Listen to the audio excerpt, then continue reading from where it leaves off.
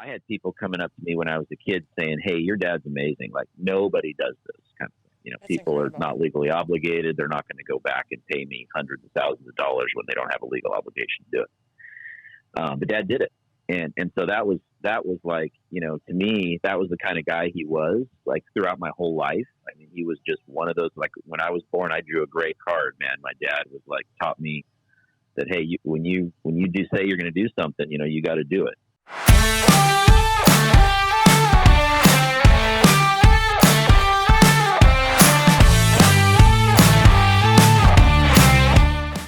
All right, welcome to another episode of Company on the Rise. This is the part 2 of our conversation with Tyler Bennett about Gar Bennett and how he deals with pressure. If you missed the first part, make sure that you go back and listen to that one and subscribe for all future episodes. Also check us out on companyontherise.com and our YouTube channel for bonus content. All right, get ready. Here we go for part 2 of Tyler Bennett and Gar Bennett and how to deal with pressure. Let's go. Hard time dealing with it. If nobody's ever gone through that and they're trying to coach you up, it's not really the right coaching. It's usually got to be somebody that's got that experience. I think the other thing that came out of the peer groups that I personally didn't expect going when I got into them is the friendships. I didn't expect. I mean, I think the people in these groups, they become lifelong friends. I mean, Yeah. You go through a lot with these guys over the course of the year, and sometimes I see Tyler and these guys more than I see my friends, and so you end up in this place where we all would do a lot for each other, and that's fun.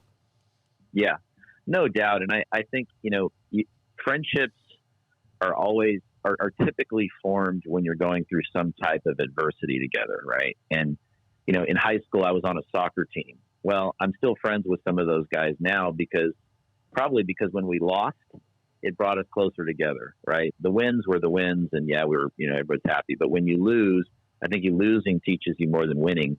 And certainly in that context, it's that way. And so on the peer group, yeah, everybody's got some major problems that they're dealing with and they're having a hard time with. And sometimes it's an employee matter or customer matter, and it's all shared confidentially. But, there's some serious stuff that goes on. And when you're going through it together and people are trying to help you out, you start to feel like, hey, these people actually care about my business. They care about me. Part of the goal of the group is to help others, make the right decisions and not make a bad decision. And so when you get that kind of support and when you come out of that problem, there's a lot of, you're very grateful to those people sitting around the table that they helped you through that. And that really creates a strong bond. They were there for you during that adversity time.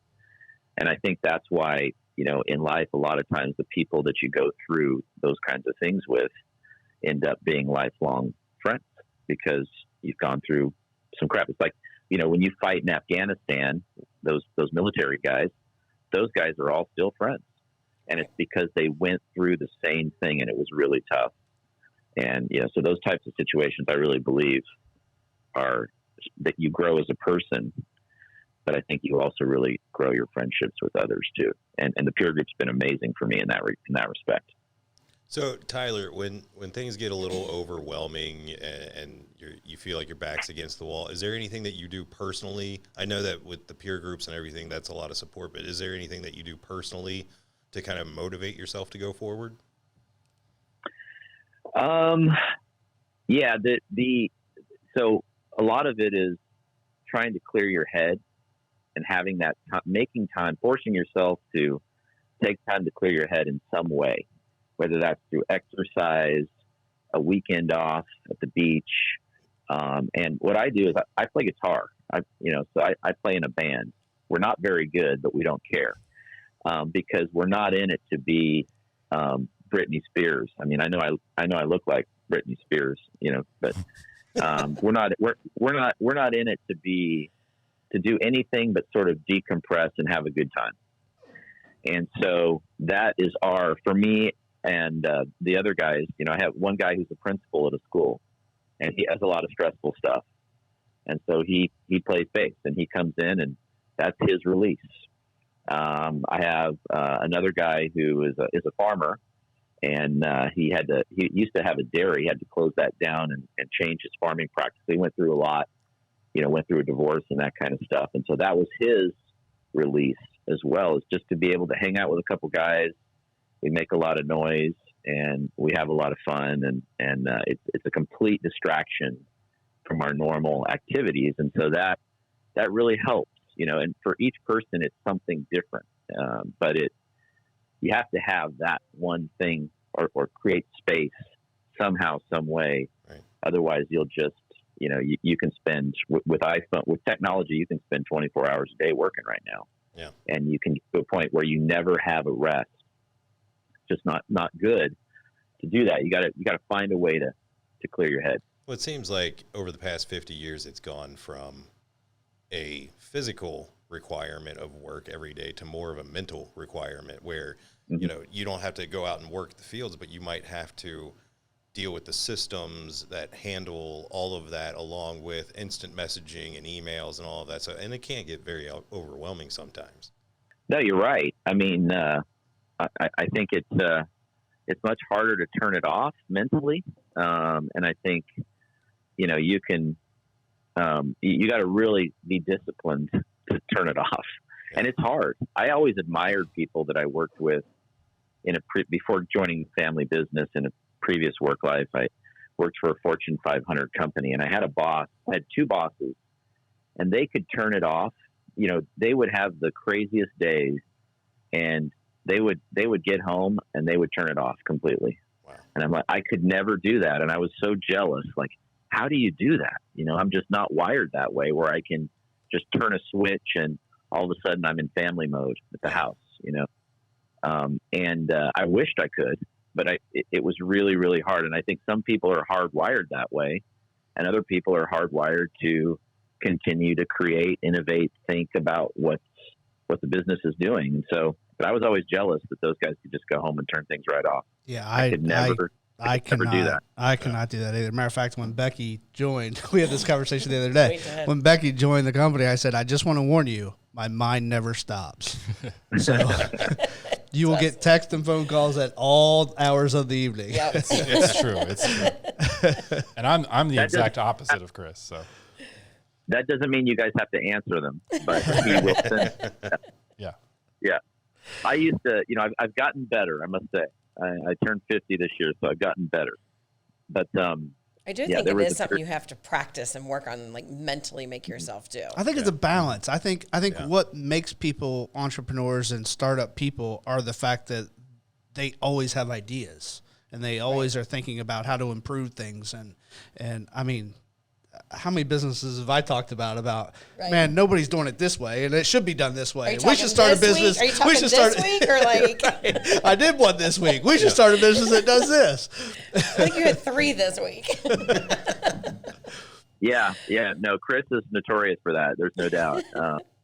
You're the same way. I remember an Excel sheet you came with. There were about 7 or 8 different businesses on it. Yeah. So I definitely went through a period of crazy where I was like, hey, I can see we can that's a good financial opportunity over there. Let's do that. And it was too much at the same time. But anyway, there's a couple successes and a string of failures in there. But yeah, it is something where some people are hardwired to be in that entrepreneurial zone, and that's kind of just where I'm happy. I'm happy doing those, trying to go through those things. And I've kind of recently, I've kind of been okay with coming up with an idea or thinking about something for a new business and just letting it go. Before, when I was younger, it was like, I can't let that go. I've got to do that, and now I'm like, okay, maybe scaling down and staying within, Bennett Environmental is okay. I don't need to have a third and a fourth and a fifth thing going on, So, but if you look at a guy like Elon Musk, right? He's got SpaceX, he's got Tesla, and now he wants Twitter. Why the heck would you want Twitter when you've got Right. SpaceX and Tesla? I mean, I don't quite understand that, but it's just bizarre that he would even go there, right? To me, like, why would you even?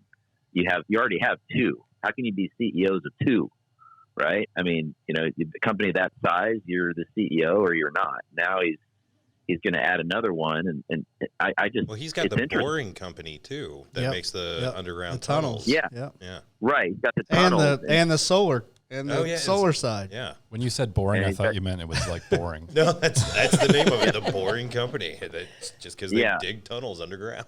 I think that's part of the innateness of entrepreneurs, though. I think part of the innateness is you always see things and you always think, whether it's true or not, sometimes not, but you always think that you could do it better. And so that's the innateness that people of entrepreneurship characteristics have. How much do you think personal pride pushes you to clear these goals and to succeed and go further? So I do want to touch on that, because we've talked about that before with me is when I've talked about this on a previous episode of the podcast, but when one of the reasons I'm doing what I'm doing, I never really thought I was a startup person, but much like Tyler, I came up and in my dad's company, and I am doing this to prove to myself that I can do it, and that I ran. It ended up being owned by private equity, and my dad retired before I was running it, so it wasn't like he promoted me to there. But do I think I would have had that position without it being my dad's company originally? Not a chance. And so part of my drive is wanting to do this because I want to prove to myself more than anything that I can do it and I can be successful without anybody's help. Right. And that's I was wondering with you, what do you have anything like that really drives you? I mean, what's interesting, I'm not, my biggest thing is I don't want to disappoint anyone else. I'm not so much concerned about disappointing myself.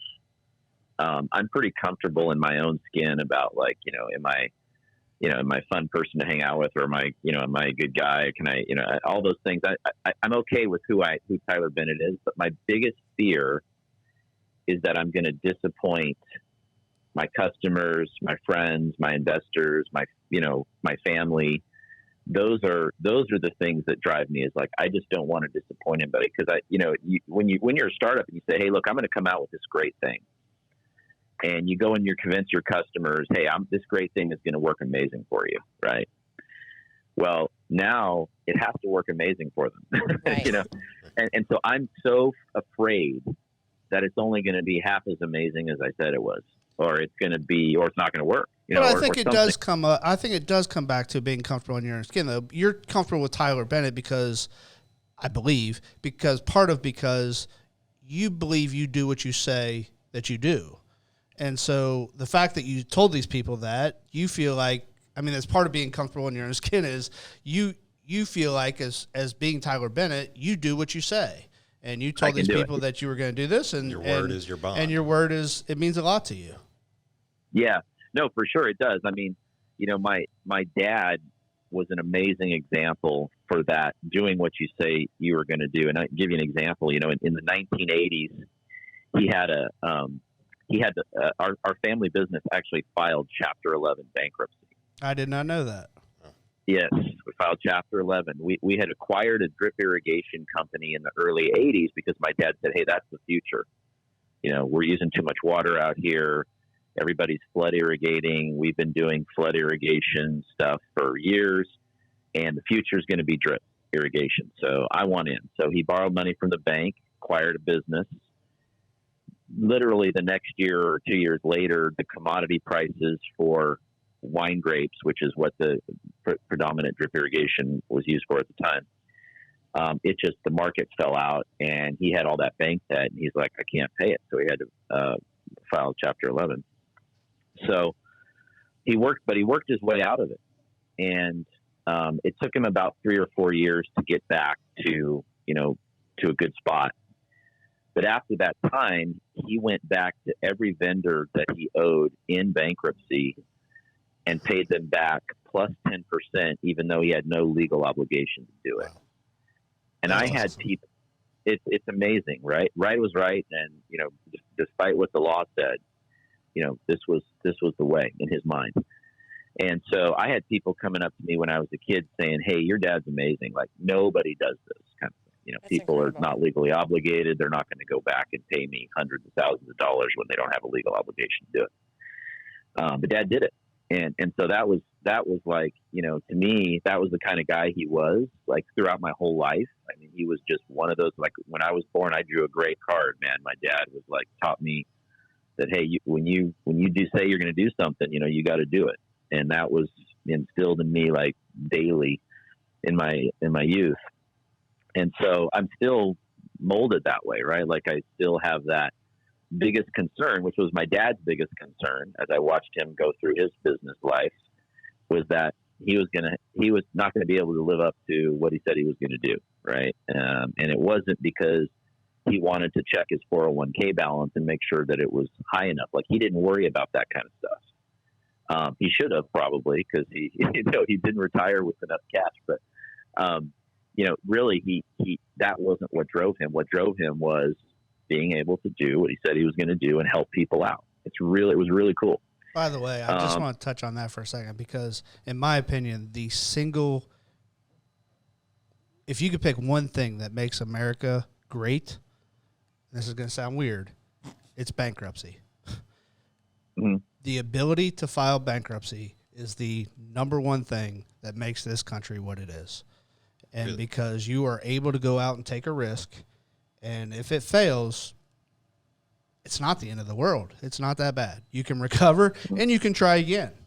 And and that is the one unique thing that is really different about the United States of America than most of the world. And it's the best thing in this country. It's one of the reasons, but I think it's the reason that we're the entrepreneur economic engine of the world.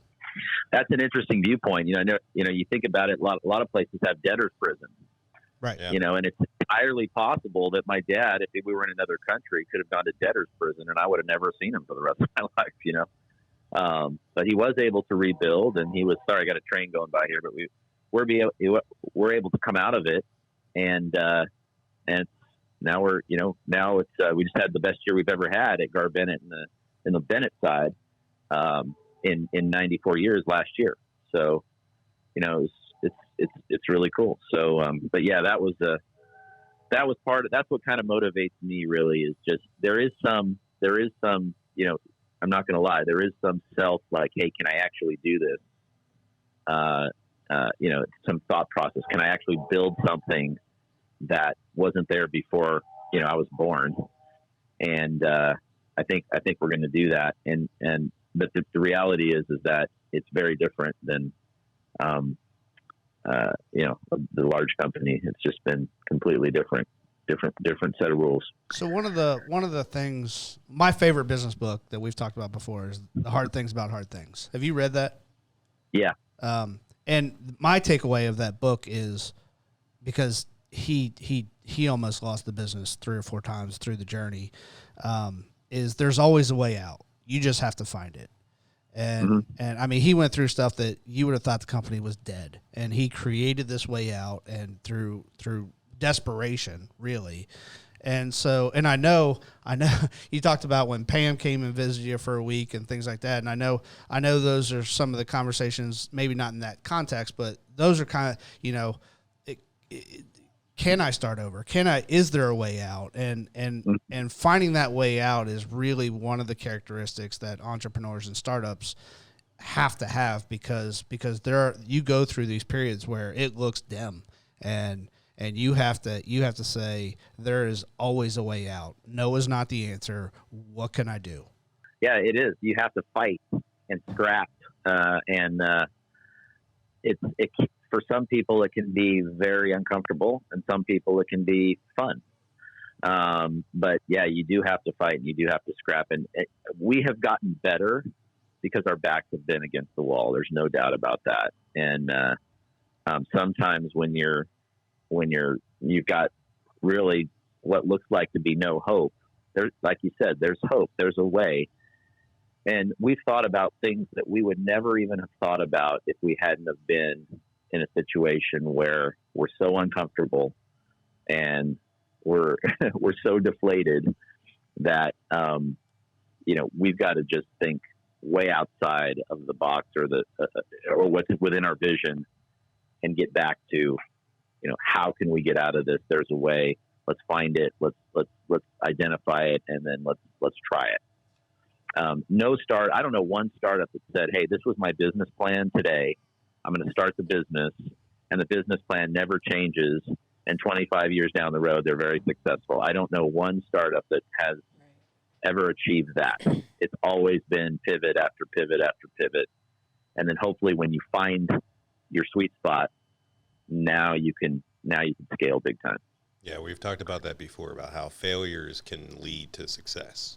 Well, and I think it goes back to my view on I have a different view than most people on marketing, but the only marketing that matters as far as research, marketing research is what I'm talking about, not marketing to sell, but marketing research to find out if you're going to do something, is you can do as much marketing research as you want, but the reason that you have to pivot as an entrepreneur is because the marketing research really at the end of the day doesn't tell you a whole lot, because the only thing that matters is the people that pull out their wallets and take out money and give you cash for something that you did or sold to them or made. And so that's the market. That's truly the only market research that matters. And so you can have this idea and do as much market research as you want to start a business. The reason you have to pivot is because what you thought it wasn't right, because you could interview 100 people, 1,000 people, 1 million people, and the answers they gave you weren't the real answers because they didn't have to pull money out of their wallet to tell you what the real answer was. Well, that's right, too. And if you're chartering new territory, it's like, how are you going to find perfect market research? I mean, you're not. You're chartering new territory. You got a new widget or something. You think that it's going to work better than what's out there. You think people are going to want to pay for it at the price point that you've established. You think all these things, but until you do it, you don't know. And and when you're starting something new, there is no perfect market research.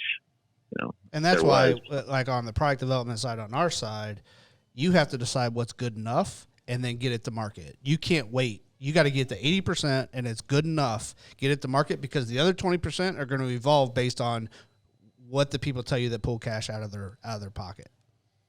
Yep. No, you're exactly right. I think there's a lesson there, and but you'll battle engineers and product people because they want to make it 100%. So that's a challenge with a lot of different places. Is you have to go with 80% and get going, because you can take too much time on a lot of things, and it's not good. We did that with the renderings that we were doing, because I know when we first started and talked about it, I was like, we can do this. I don't know how yet, but we can do it. And then took the weekend, tried to figure some things out. At first, we were going to build the whole city block and then or city square and like a 2-mile square of the city and all of that, so that we could put and then we just realized that, what we need is something that shows just this specific location with our lights in it that looks real. And there were even times where he was like, don't worry about the lamp post, make it look better. And I'm like, oh, okay. And because you can get stuck in the details, and that can drag you down. It can. It's a fight. And, but yeah, no, it's a big problem, I think, out there. I think you've got to get to a point where, the market has to drive, the customer drives what you're doing, not the engineering. I mean, you can easily build something that nobody wants. It's too expensive. And I've done that. And, my suggestion to anybody would be get as much market information as you can, but like Chris said, get to market, get it out there, because you're going to learn a lot when it's out there. And you can improve it later. You can always come out with 2.0.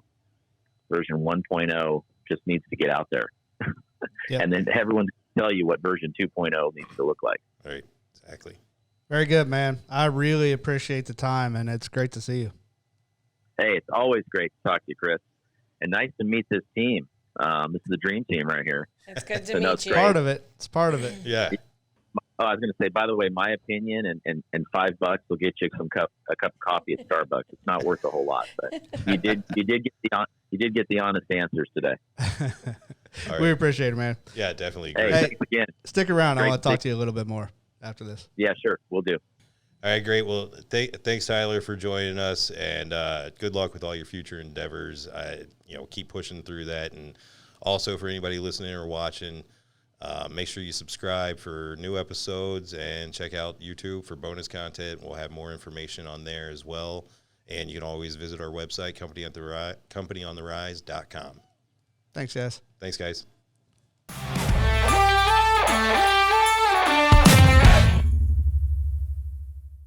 Look at the dream team right there. We are building something. What does it say behind you? We are building something kick-ass here. I like that. Yep. You need one of those. I do need one of those, man. Hey, this is Chris with Company on the Rise podcast. Make sure to subscribe to hear more.